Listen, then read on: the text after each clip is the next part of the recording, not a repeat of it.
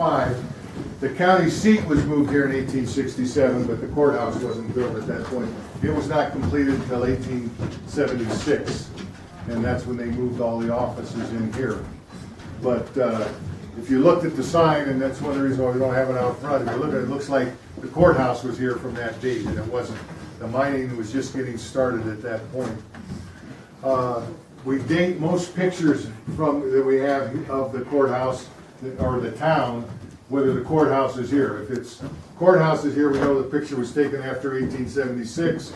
If all we see is a stack sticking up here, then we know it was prior to 1876. So it kind of gives us a dating period for any pictures of the town. And most of them are always taken the same place up here on the hill, down where they could catch everything, catch the courthouse and the whole works.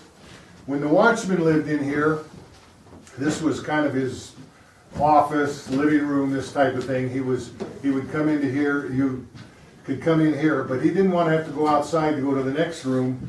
So what he did is he went through the vault here. There was a partition that he had to knocked out the partition so he could go through and into the next room, and then he cut a door into the next wall, which you'll see when we get in there, so that he could live in these three rooms in the wintertime. Once you got them heated up, then they would stay relatively warm, providing he didn't have to go out into the cold hall and let air in. So it was not bad along that line. So we'll go through this way, watch your step here. This is where you can pop through the wall, and you can also see the thickness of the walls as you go through here. You get an idea for how much brick there was.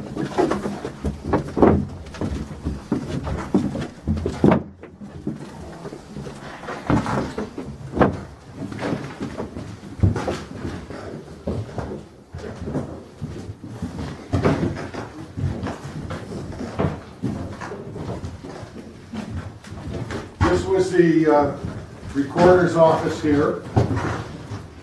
One of the things that you'll see is over here the weights in the windows. They have a little door that was screwed in there so that they could open it up, replace the ropes as needed, and if you'll notice at different places there that's been removed, and you can see the weights. But that was for the double hung windows so that they would stay in position. This was probably one of his bedrooms, or one of the rooms that the family room, this type of thing. Then he went through here and probably had his bedroom in the back room back here. While the watchman was living here over about a 10-year period, he oftentimes had a room for the local teacher who was operated the school down here in the wintertime, and for the ranchers and the people that had children in this area. By the time the watchman was here, there was probably no more than 30 or 40 people at the most that were living in the immediate area, ranchers, townspeople, this type of thing. Most of them had moved to Tonopah, then later on to Manhattan and other camps, and pretty much carried away many of the buildings, the roofs, anything that was wood, particularly since wood was a scarcity. Stone we had a lot of. They could build a stone house anywhere, but the wood was a little scarce, so they had to be very careful on that. Excuse me, sir? Yes. About what years did they have the watchman here? From about 1905 until probably 15, 16, 17, somewhere in that area. I'm not sure what the date is. His daughter wrote a little history for the Nye County Museum, telling of some of the times that she was in here. She actually, one year was a teacher, and then another year brought her daughter in. They had a ranch over at Meadow Canyon, and brought her daughter in and stayed here to go to school.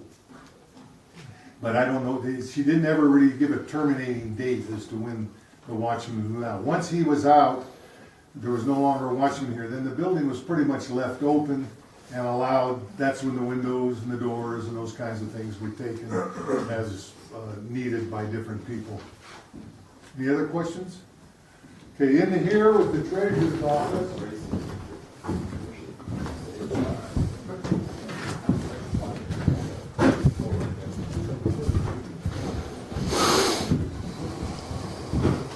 A long-term treasurer that they had was an individual by the name of Adam McLean.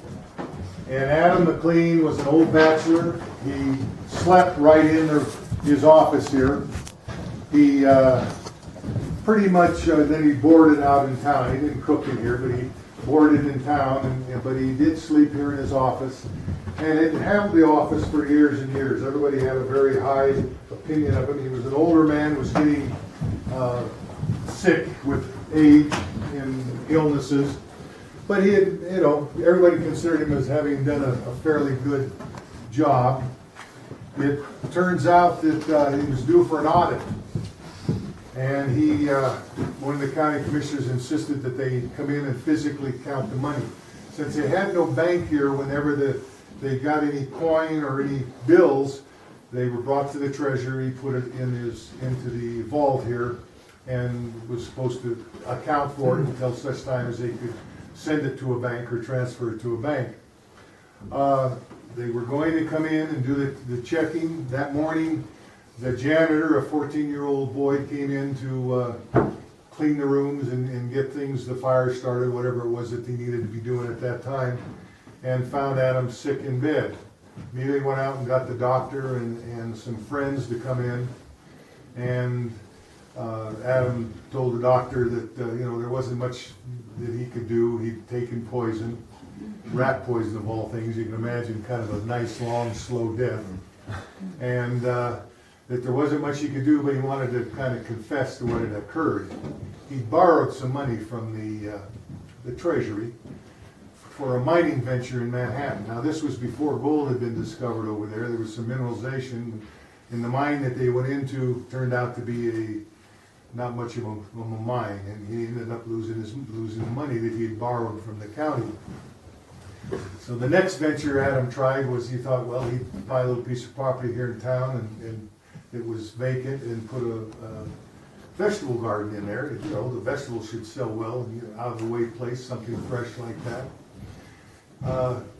But he didn't account, even as long as he lived here, he didn't account for the weather we have. As you can see, if you had planted last week, you got trouble this week. And that's what occurred. He got the frost hit him, the garden didn't work worth a darn. He lost a little more of the county's money that he borrowed. So he said the last thing he tried was, he thought he'd try a little fish pond. And that's what he did. He tried a fish pond. Of course, it was a drought here. The fish got sick. Everything that could go wrong did, as far as that. And since this audit was coming up and he was ill anyway, he thought, he might as well do away with his life, confess to his sins, and go about from there. The newspaper that followed his death has two articles in there. One, his obituary, which, if you read just the obituary, you'd think he was one of the most upstanding treasurers the county had ever had, which is probably true. He'd been here forever and had really done a wonderful job. And then you read another little article that says that when they checked all of his estate and got recovered what money they could, it ended up that the county had lost probably around somewhere between $1,000 and $1,500 in funds. That was a substantial amount of money, considering that he was probably making $25 or $30 a month. He could have never paid that back had he continued to live and been caught at it. This was a vault. I imagine if they used this as a bedroom when the watchman was living in here, that was probably what you'd consider a nice, beautiful closet. A lot of room to it. They could have hung a lot of clothes in there. The names you see in here are a lot of the old families. There's the Goldbach family. That's what Rose Walters was a daughter.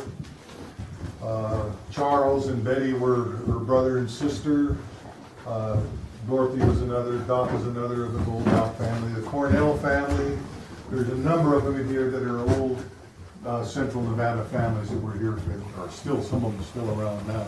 If you go down to the cemetery, you'll see a lot of the same names down there.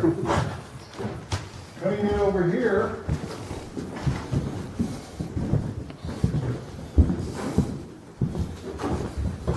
Taylor had a steel door here that went back to the cell block. And in the center of the cell block sat the steel cells that you see out there in the back. Those steel cells, you could lock, there were 4 of them originally, 4 little cells like the one. You could lock a prisoner in there at night, lock this door here, And then you could go home for the night. You didn't have to worry about anybody escaping from that combination, not at least not in the next 8 hours. So you could go home. So the jailer didn't have to be here 24 hours a day. The cells that sit out there in the back sat in the, like I say, in the center here. In the 1940s, when they were doing the work at Gabbs and trying to develop that mine and mill there, they needed the magnesium for the war effort. They were having a hard time keeping the carpenters on the job. And what occurred was they would, get done with a hard day's work and they'd go have a little beverage. And if they happened to finish the bottle, they might hop in their cars and drive on down to Looney or Mina. And they might not see them for a week or so. They'd show up again on the job, they had to hire them, the labor shortage, men were, in the war effort and everything. They'd have to hire them back on, so they came to the county commissioners, the management did out there and wanted to know what they could do to have a jail there so they could at least keep them in, if they got drunk, put them in the can overnight. They'd have them the next morning. They might be hungover, but at least they'd be on the job. They would have to, stop things for a week or so. They said, go out to the little courthouse out there in Belmont and get those jail cells out of it. So what they did, literally, they came out, knocked the back wall out, picked up the jail cells, hauled them to Gabbs, and they were used in Gabbs until about 10 years ago when they built a new substation. And when they built the new substation, it happened to be that the head of the museum there in Tonopah happened to know the history of them and asked that they be brought back out here, and so that's how we happened to get them back. If you look at them, you'll see they've been modified. They where there originally had been 4 little cells, they closed off the 2 of the cell doors, made one large L-shaped cell, put in a toilet, a basin, and 1 light bulb. Modernization, 1940s. And that's what they used there until into approximately the turn of this last century when they built the new, it's probably a little longer than that now, when they built the new substation at Gabbs. In this room, a couple of interesting names on the wall. You've got Richard Bell up here, the U.S. WPA foreman, probably a very choice job at that time. And probably the reason he got it is if he was related to the Bell family that had a ranch out in Reese River Valley. His father was had once been the lieutenant governor and even the governor for a very short time when the governor left the state. I haven't done the research on that one to really know if he was related to him, but that's probably how he got the job of foreman, which would have been a pretty good job at that time during the Depression. The other interesting one here is Herman Barnes owes Taxine $10 for 3, and we're not sure what that last word is, so we can't really make it out. We do know that Taxine was the madam in Tonopah in the 1930s, 40s, and 50s. So either she was getting back at Herman for not paying her, or somebody was having fun with Herman and accusing him of owing Taxine. But anyway, whatever it was, he's down there as part of the more infamous names in the courthouse wall here. Most of the names, as you'll notice, are just people who just put a name and a date. They didn't really, there's not a lot of graffiti that you'll see here with the exception of this and another one upstairs. We'll go over into the assessor's office, the next one.